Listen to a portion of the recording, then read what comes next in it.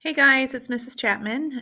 You've just listened to the story Quackenstein Hatches a Family, about our little friend Quackenstein the duck who's lonely. And so he adopts an egg, which turns out to not quite look like what he expected it to look.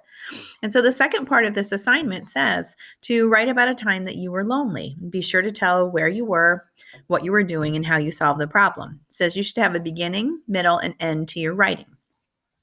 So here you see the writing line, and just because you see one line does not mean that your writing should be one sentence long. You need to have a beginning sentence, you need to have some details in the middle, and you need to have an ending. So if you think back to what we worked on this year when we talked about beginning sentences, they are like the top piece of bread. You can't have a complete piece of writing or a complete sandwich without a beginning. So if you are trying to write a beginning sentence for this topic, you might say something like, one day I was lonely,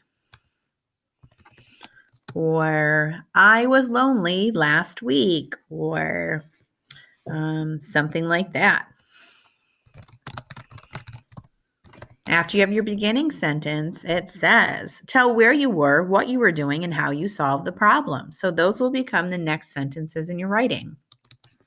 So maybe you were hanging out in your bedroom. Maybe you were at your grandmother's house and you were lonely and missing your family.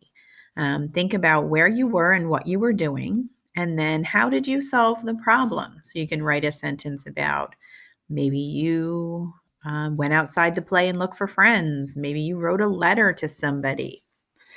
And then an end to your writing. We know that ending sentence is like the bottom piece of bread in a sandwich. Without it, the story is not complete and the sandwich is not complete. So when you're ready to write the ending after you've told all that stuff in the middle, you could write an ending that says something like, that was one time that I was lonely, or that was the day I was lonely, or something along those lines. So try to remember that as you are writing today so that you have a complete piece of writing.